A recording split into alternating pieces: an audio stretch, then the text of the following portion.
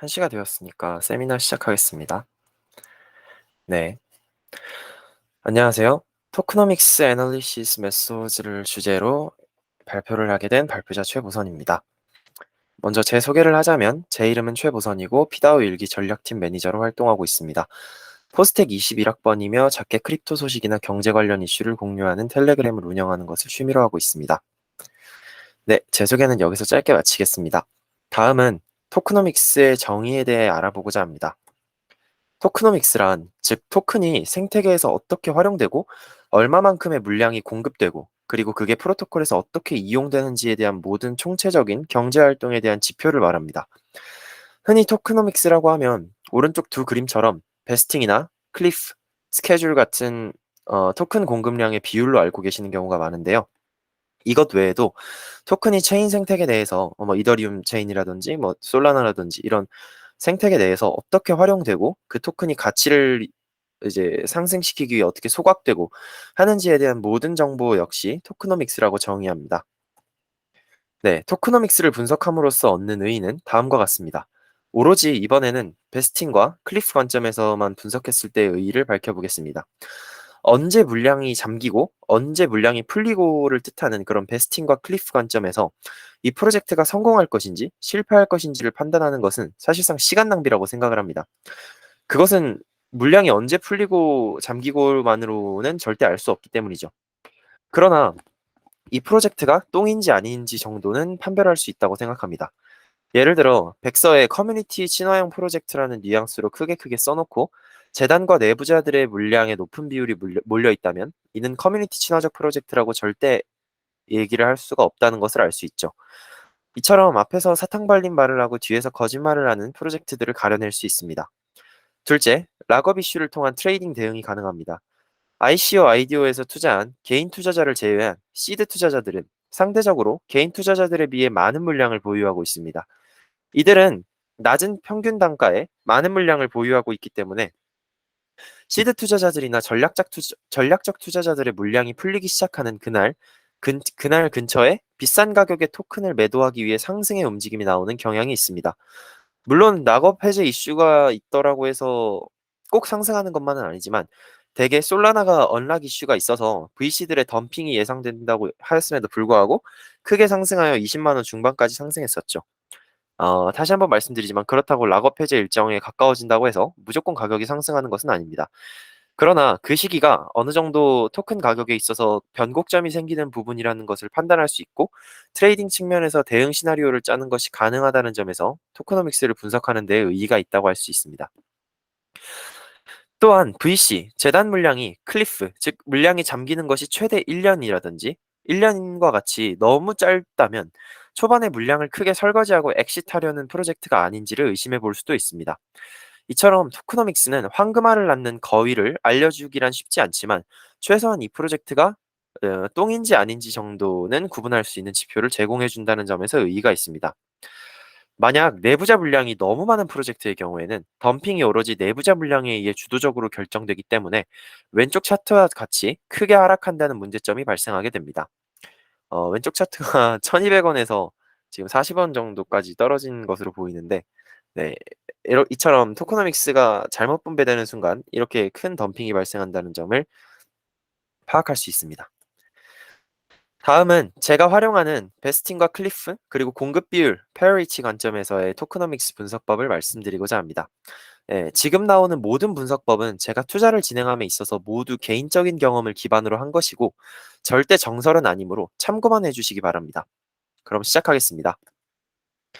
먼저 이 분석법을 적용하기 전 토크노믹스에 대해 간략히 알아야 하는 단어를 소개하겠습니다.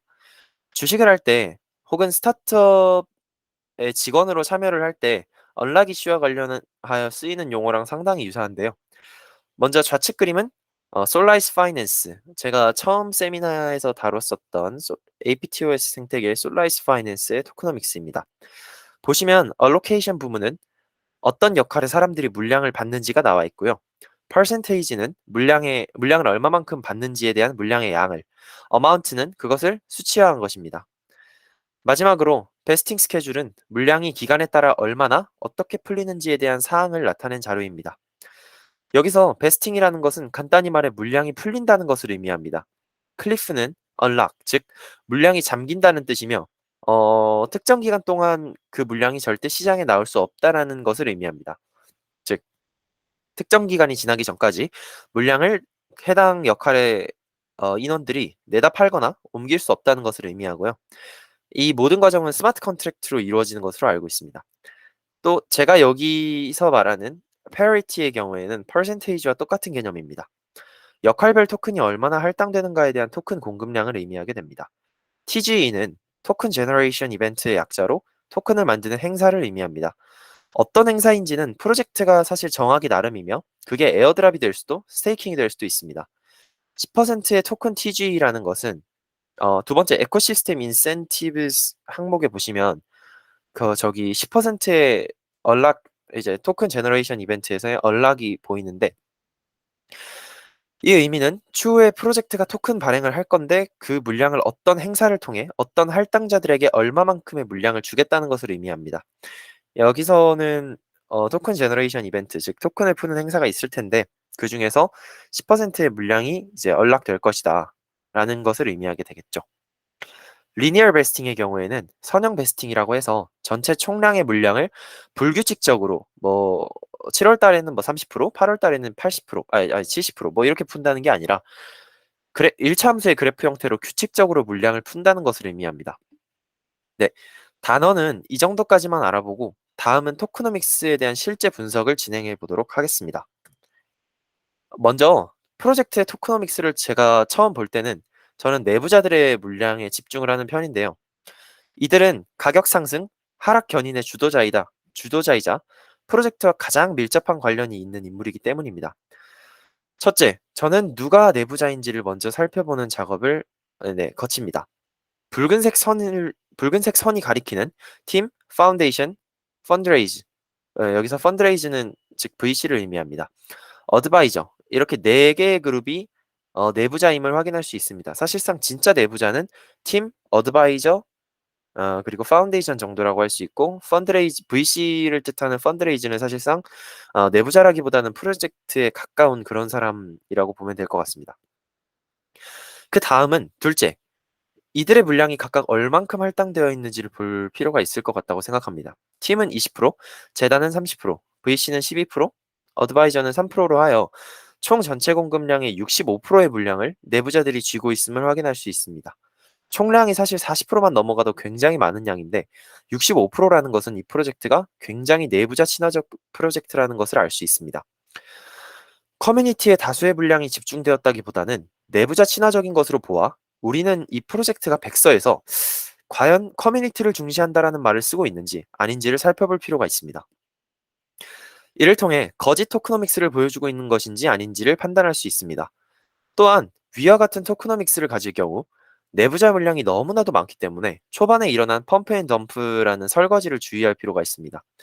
내부자 친화적 프로젝트의 경우에는 보통 한번 시원하게 털어먹고 저점에서 다시 매집하여 올리는 경우가 많기 때문입니다. 물론 올리지 않을 수도 있습니다. 그 기간은 개인 투자자가 예측하기에는 매우 쉽지 않은 일이기 때문입니다. 셋째, 베스팅과 클리프 기간과 물량을 확인할 필요가 있습니다. 팀이나 재단과 같이 진짜 개발을 주도하는 내부자들의 물량 잠김 네. 셋째, 베스팅과 클 베스팅과 클리프 기간과 이제 물량을 확인할 필요가 있는데요. 팀이나 재단과 같이 진짜 개발을 주도하는 내부자들의 물량 잠김 기간이 짧은 경우 높은 확률로 단기성 프로젝트임을 의심할 필요가 있습니다. 네. 새로 오신 분이 계셔서 잠깐 팔로우업 하자면 지금은 토크노믹스 분석을 하는 실제 시나리오를 다루고 있습니다. 네. 다시 한번 돌아가서 내부자들의 물량 잠김을 의미하는 클리프 기간이 짧은 경우 높은 확률로 단기성 프로젝트임을 의심할 필요가 있습니다. 이들의 물량은 오랜 기간 동안 묶여서 시세 급락 방지에 기여함과 동시에 클리프 기간이 길어짐으로써 자신들은 오랫동안 개발을 할 의지가 있음을 보여줘야 하는데 이 물량이 잠긴다는 기간이 짧다는 것은 단기간에 프로젝트 토큰으로 수익 실현을 내겠다는 의지가 강하다는 것으로 해석할 수 있습니다. 현재 팀과 어드바이저의 물량은 25%로 이제 2년 락업입니다. 보통 프로젝트는 2년 동안 락업을 하는 것으로 알고 있어서 이에 대해 크게 코멘트를 달 것은 없지만, 이제 그렇게 길지도 않은 기간이라서 뒤에 선형 베스팅 기간을 같이 함께 참고하는 것이 중요한데요. 3년 동안의 팀의 얼로케이션을 보면 3년 동안의 리니어 베스팅, 그리고 이제 2년 동안 잠기고 나머지 75% 물량이 3년 동안 리니어 베스팅이 되는 걸 보면 개발 의지가 완전히 없다라고 추측하기는 또 어려울 것 같습니다. 네, 네 번째로 베스팅과 클리프의 물량을 확인할 필요가 있는데요. 아까 팀과 어드바이저를 봤는데 이들의 물량 역시 대량의 물량이 클리프된 것은 아니기 때문에 아무래도 클리프되는 물량들에서 내부자들의 욕심이 좀 많지 않나라고 저는 판단하고 있습니다.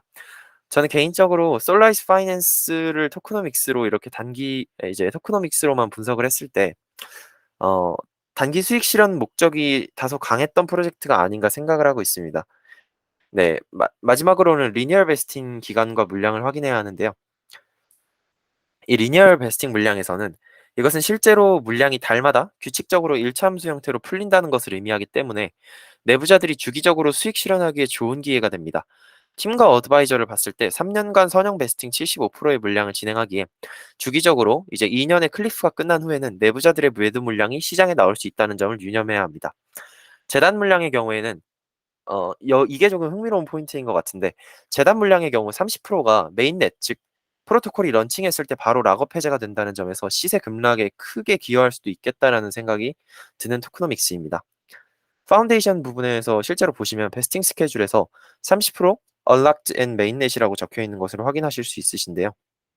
여기서 메인넷 후에 70%의 물량이 2년 동안 해제되고, 프로젝트가 이를 통해 메인넷을 중심으로 전과 후의 가격이 차이가 많이 나게 될 수도 있겠다라는 프로젝트라는 걸 생각해 볼 수 있다고 생각합니다. 네. 전체적으로 종합해 봤을 때 해당 솔라이스 파이낸스의 경우에는 매우 내부자 친화적인 프로젝트임을 알 수 있고, 이렇기에 초반에 기대감으로 인해서 가격 상승 견인이 나온다면 덤핑으로 인한 초반엔 설거지 확률이 매우 클 수 있기 때문에 초반에 투자가 위험해질 수 있다고 생각합니다. 또한 메인넷 이후에 달마다 선형 베스팅 물량이 꽤 되기 때문에 달마다 매도 물량이 나온다는 점을 주의해야 합니다.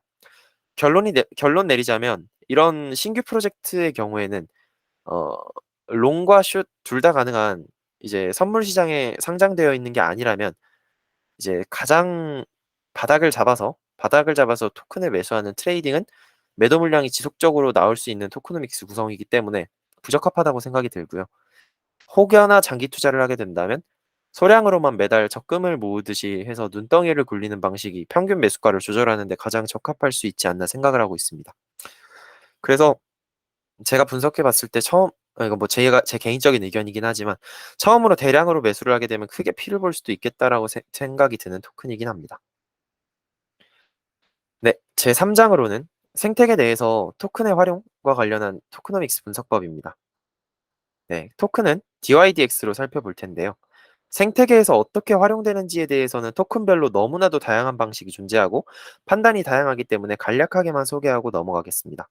오히려 제 4장에서 제가 생태계 활용적 측면에서의 토크노믹스 또한 공부하기 좋은 레퍼런스를 올려두었는데, 이들을 보시는 게 훨씬 자료도 풍부하고 더 도움이 되실 거라고 생각이 듭니다. DYDX는 최근 핫한 덱스이며 트레이더들이 거래 시작 전 자금을 예치하는 거래소라는 점이 특징입니다. 자금이 많을수록 고레버리지 이용이 당연히 가능하고, 이때 DYDX에서 거래마다 수수료를 지불하고 이 수수료는 DYDX가 걷어가는 시스템을 갖습니다. 또한 DYDX를 홀딩하고 있으면 보유자들에게 거래 수수료를 할인해 주는 것은 물론 이것을 통해 DYDX 거래소를 자주 쓰게 하는 유인책을 마련하게 되죠. 또한 DYDX가 수수료를 걷어가는 시스템이기 때문에 거래량이 많은 사용자에게는 제네시스 공급량에서 얻은 DYDX 역시 주게 됩니다. 즉 자기들이 DYDX를 가져가고 거래량이 많은 사용자에게 다시 돌려주는 환원 구조로 갖게 됩니다. 또한 이 DYDX는 의결과 관련한 거버넌스에도 활용되기도 하며 이 DYDX를 분배하는 것에 대한 제안을 생성하거나 투표할 수도 있습니다. 이처럼 토큰이 어떤 분야에서 어떻게 활용이 되고 어떻게 순환되는지에 대한 대략적인 정보를 파악하는 것이 생태계 활용 측면에서의 토크노믹스 분석 방법의 간단한 예시라고 할 수 있습니다. 근데 이거를 그러니까 정통적인 토크노믹스 분석이라고 하기는 솔직히 좀 뭐해서 프로토콜을 이해하는 과정이라고 생각하는 것이 오히려 더 적합한 것 같습니다. 사람마다 분석법은 조금 다르지만 저 같은 경우 토크노믹스를 분석할 때 베스틴과 아까 말씀드렸던 여기 베스틴과 클리프를 비롯한 토크노믹스를 상세하게 분석을 해서 이 프로젝트가 과연 어 어 쓰레기 프로젝트인지 아닌지에 대한 적당한 분석을 진행을 하고 또한 그 정보와 다른 정보를 종합했을 때 매력이 있다라고 판단이 되면 생태계에서 어떻게 활용되는지를 이제 그 정보를 나타내는 프로토콜을 이해에 노력을 하는 편인 것 같습니다. 다양한 정보를 종합해서 보시면 더욱 정확한 토크노믹스 분석 방법이 될 것 같다고 생각합니다. 토크노믹스를 공부하기에 좋은 자료를 첨부드리며 세미나를 마치게 될 것인데요. 이 내용은 디스코드 제너럴 채널에 후에 올려두겠습니다. 그리고 제가 3시에 진행하는 세미나의 경우 토크노믹스 분석에 대해 프로젝트 하나를 잡고 완전히 시장 조사를 하는 과정에 대한 세미나를 진행하기 때문에 더 자세히 알아보시고 싶으시다면 3시에 세미나를 참고하시는 것도 좋으실 것 같습니다. 네. 이 링크는 제가 디스코드 제너럴 채널에 올려둘 테니 나중에 세미나 끝나고 확인하시면 좋을 것 같습니다.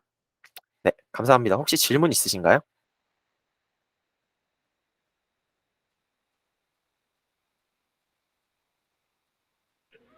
아, 네, 잘 들었는데 혹시 제가 중간에 들어갔어 그랬어요. 혹시 들리시나요? 제가 카페에 있어가지고. 참 살짝씩 말이 울리긴 하는데 들리긴 들립니다. 네. 아, 그래.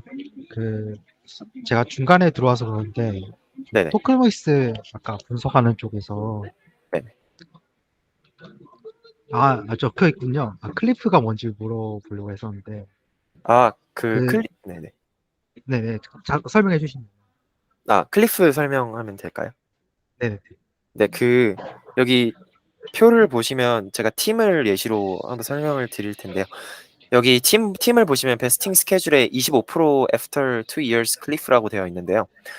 이때는 팀이 할당받는 토큰의 물량 중에서 25%는 팀에게 절대 2년 동안 분배되지 않고 잠겨 있으면서 이제 그 2년이 끝난 이후부터 3년 동안 선형으로 물량을 푼다라는 것을 의미합니다. 75%를. 네, 이렇게 해석하시면 될 것 같습니다. 물량이 잠긴다라고 해석하시면 될 것 같습니다. 보통 스타트업에서 스타트업 그 직원들이 스타트업에 대한 주식을 받게 되는데 그때 몇 년 동안은 이제 팔 수 없다라고 정해둔 거랑 똑같은 의미라고 생각하시면 될 것 같습니다.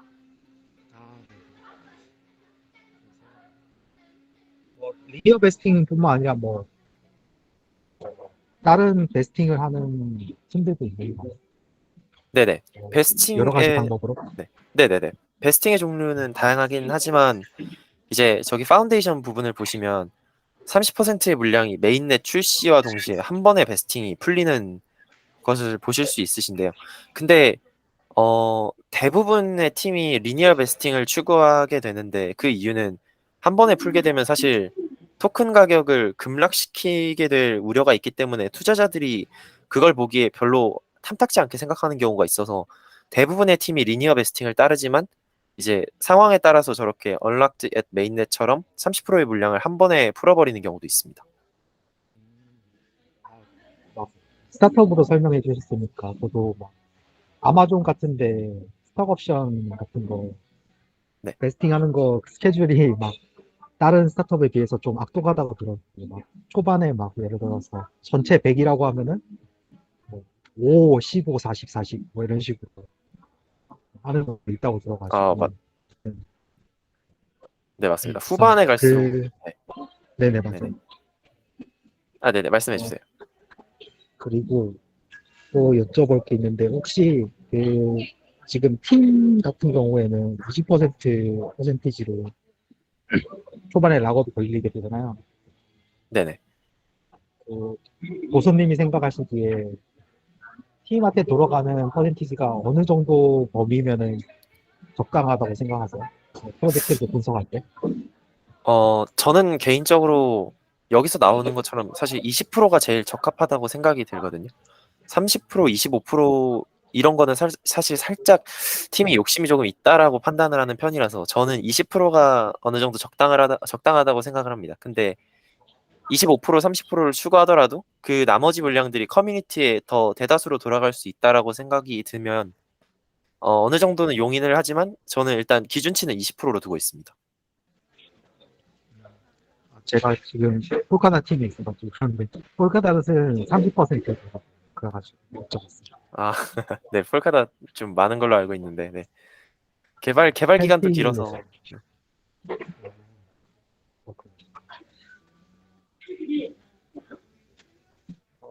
그리고 저 파운데이션은 뭐예요? 이게 혹시 파운데이션은, 파- 네. 혹시 어떤 걸 의미하는지. 파운데이션은, 어, 약간 추상적인 의미이긴 하지만, 여기서는, 파운데이션은 팀을 이제 보조해주는 이제 자금 재단이라고 볼 수도 있고, 메인넷, 여기서 이제 두 가지 의미가 있는데요. 이게 팀마다 적어 놓는 용어의 차이긴 하지만, 첫 번째로 통용되는 의미가 팀의 이제 VC를 제외하고 뒤에 자금을 보조해주는 어떤 재단이라고 할 수 있고요. 두 번째는 저렇게 메인넷이 런칭돼서 프로토콜이 운영이 될 때 그 프로토콜에서 순환하는 금액 자체를 이제 파운데이션 금액이라고도 얘기를 하는데 지금은 이 지금은 파운데이션이 아마 메인넷을 의미하는 용어인 것 같긴 합니다. 여기서 봤을 때는. 그래서 프로토콜에서 이제 생태계, 인센티브 저기 두 번째랑 파운데이션이랑 아마 비슷한 의미인 것 같은데, 네, 프로토콜에서 순환하는 금액이 unlocked at mainnet이시지만, 근데 여기서는 두 개를 구분한 걸 보니까 이제 파운데이션 물량을 팀이 직접 건드릴 수 있다라는 것으로도 솔직히 좀 보이긴 합니다. 그래서 제가 아까 할 때 파운데이션이랑 팀을 이렇게 묶어 놓은 거긴 하거든요. 에코시스템 인센티브라고 하면 사실 프로토콜에서 순환하는 거라고 사실 해석되기도 하는데 왜 굳이 파운데이션이랑 분리를 해뒀나 생각을 해봤는데 제가 자세히는 찾아보지 않았지만 이게 팀이 파운데이션 물량을 만질 수 있기 때문이 아닌가라고 생각을 해서 일단 내부자 쪽 물량으로 일단 치부해두긴 했습니다. 이렇게. 아, 네, 감사합니다.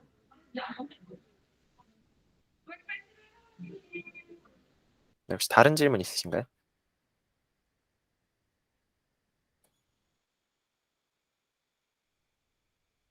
아, 혹시 그 유성님 질문 없으면 제가 한 번 더 해야 될까요? 네네. 아, 그 보통 지금 보통 프로젝트를 시작하면은 네. 외부로부터 투자를 받는 경우도 있잖아요. 네네. 그 경우가 지금 여기서는 어드바이저로 돼 있는, 아, 여기서는 펀드레이즈라고 보시면 될 것 아, 같습니다. 펀드레이징. 네. 제가 잠시만요. 지금 검색을 해서 지금 펀드레이즈가 시드 투자자랑 전략적 투자자 물량 이렇게 원래 분류가 되어 있어가지고 얘네들 베스팅 일정도 나와 있는데요. 근데 제가 여기 PPT에는 띄워주지 않았는데 잠시만 검색해서 한번 지금 들어가 보겠습니다. 아, 나왔네요. 잠시만요.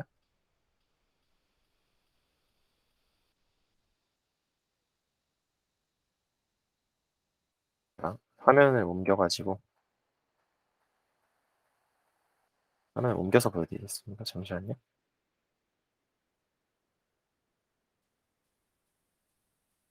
네, 이거 그림판이긴 한데 혹시 보이시나요? 네, 보입니다. 여기 아까 그 펀드레이즈가 12%의 총 물량을 할당을 받았었는데요. 여기 보시면은 이제 솔라이스 파이낸스가 외부로부터 투자를 받아가지고 이제 전략적 투자 A랑 B 단계 그리고 퍼블릭 세일 단계 세 가지로 나눠서 진행이 되는데 여기도 똑같이 20밀리언 달러, 30밀리언 달러, 50밀리언 달러 이런 식으로 투자를 받아가지고 베스팅 스케줄이 오른쪽으로 쫙 나와 있는 것을 확인하실 수 있습니다. 이 경우에 흥미로운 점은 보통 그 VC들 물량도 결국 잠기게 되는데 잠기는 기간이 상당히 짧다는 게 일단 흥미로운 점입니다. 약간 스트레이직 B를 보시면 6개월 잠기고 초반에 5%의 TG 그러니까 토큰 제너레이션 이벤트가 발생을 하고요. 이 경우에는 그냥 이렇게 자금 조달을 하자마자 5%를 준다라고 해석을 하시면 됩니다. 그냥.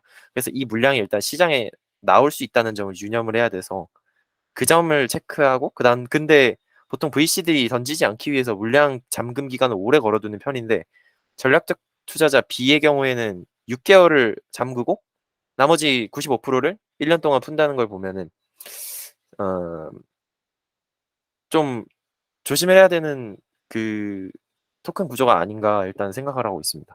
이런 경우에. 그러네요. 되게 6개월이면 되게 짧은 것 같은데.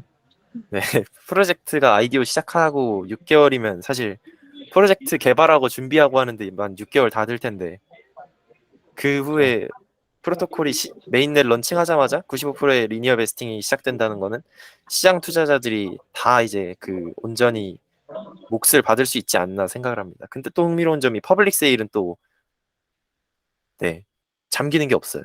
그냥 아이디어를 하자마자 시장 참여자에게 물량을 다 주는 것 같습니다. 100% 언락인 걸 보면 되게 뭔가 제 상당히 개인적인 의견이긴 하지만 되게 설거지하기 좋은 프로젝트라고 생각을 합니다. 초반에. 아, 네. 네, 감사합니다. 네. 또 혹시 질문 있으신가요?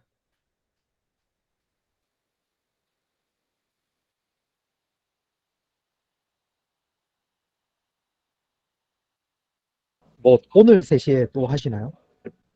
네네네. 3시, 아, 그게 아마 제 마지막 세미나가 될 것 같습니다. 제가 일정이 안 돼가지고 8월에 한 번에 싹 몰아서 하는 거라. 네, 네. 너무 유익하게 듣고 있습니다. 네, 감사합니다.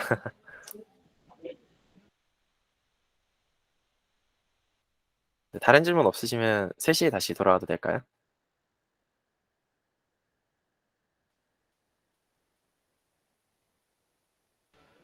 네, 수고하셨습니다. 네, 알겠습니다. 수고하셨습니다.